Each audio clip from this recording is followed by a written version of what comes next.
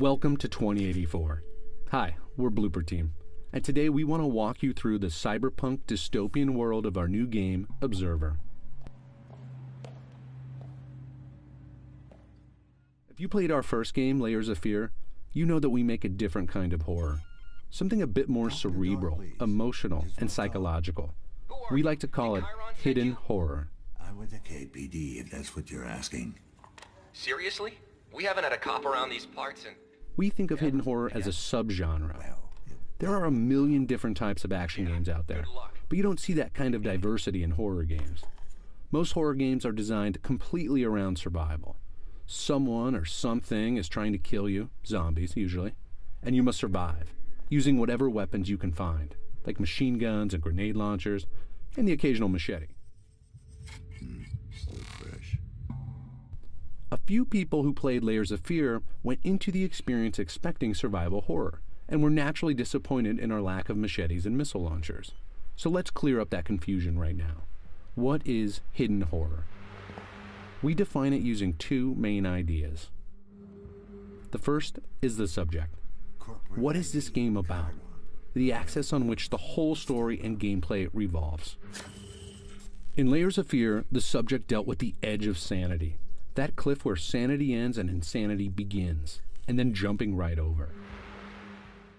In Observer, the subject is the boundaries of our own humanity. Where does our humanity begin, and where does it end? The proverbial fight between man and the machines we create. The deepening reliance on technology in our everyday lives. How that technology can be used as a tool, but also as a weapon.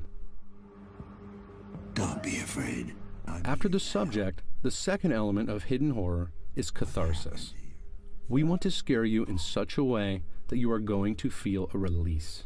We want to draw out the horror that hides within you, the horror that hides within us all. We'll help you to confront those fears, look them straight in the eye, and let them go. Damn it, still no connection. Listen. One of the fans of Layers of Fear put it best. So that's what it feels like to be insane. I can get whoever's responsible for this if you help me find him. So what does it feel like to be an observer? Observers are neural detectives. They have the authority to hack people's minds and relive their memories as a way to solve crimes.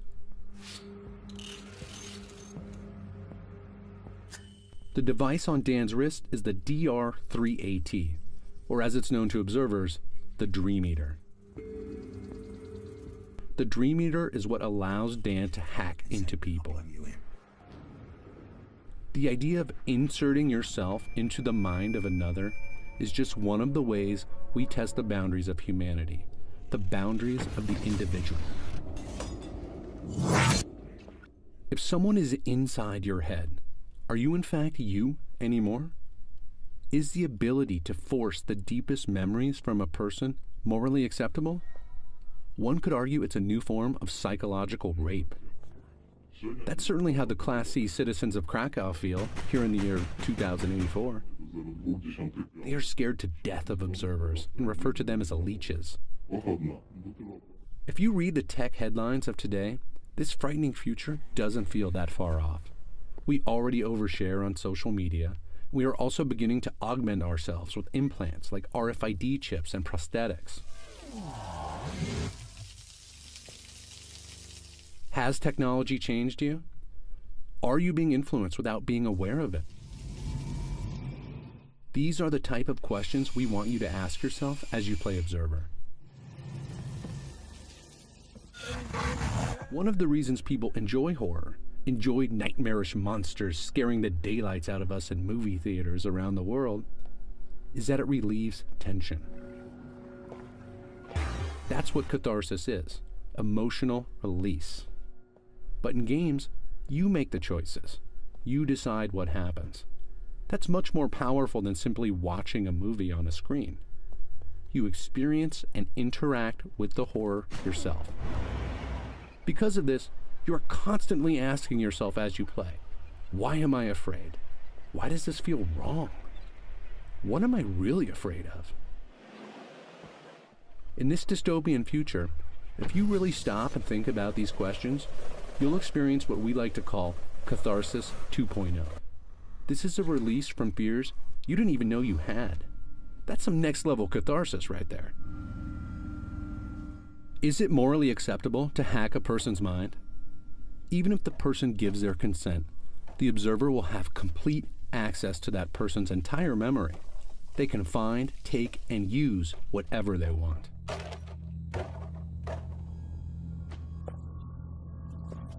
These memories are a private part of this man's life.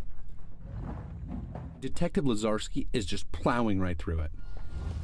Dan is driven to go as deep as he possibly can to find the truth. In this man's mind, we will learn that he's an ex-con, a recovering drug addict. So we will see the bars of his mental prison he has created for himself, the chains of addiction that hold him back. Some people may rush through this and not notice. But those of us who stop and think about what we are seeing will experience something quite a bit more nuanced and layered. Everything is a symbol. Everything has meaning. The question is, what does it mean to you? At its heart, Observer is a mystery, and you will no doubt have a lot of questions building up as you play. These are your questions. If you stop and think about them, you may find your own answers, and maybe even a bit of release. That's the kind of horror we want to make at Blooper Team. That's hidden horror. Thanks for watching. We'll have a lot more Observer to share with you soon, and we can't wait for you to play Observer for yourself when it releases later this year. Until then, ask yourself, what would you do if your fears were hacked?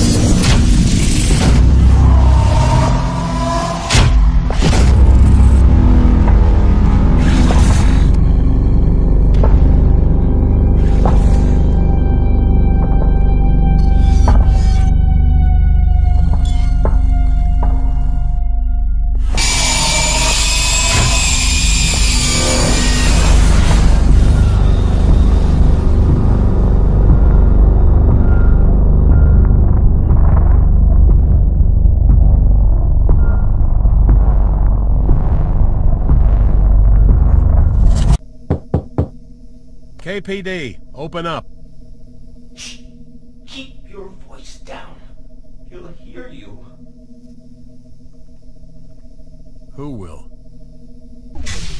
He's coming. I can hear him out there. He won't take me. I won't let him take me.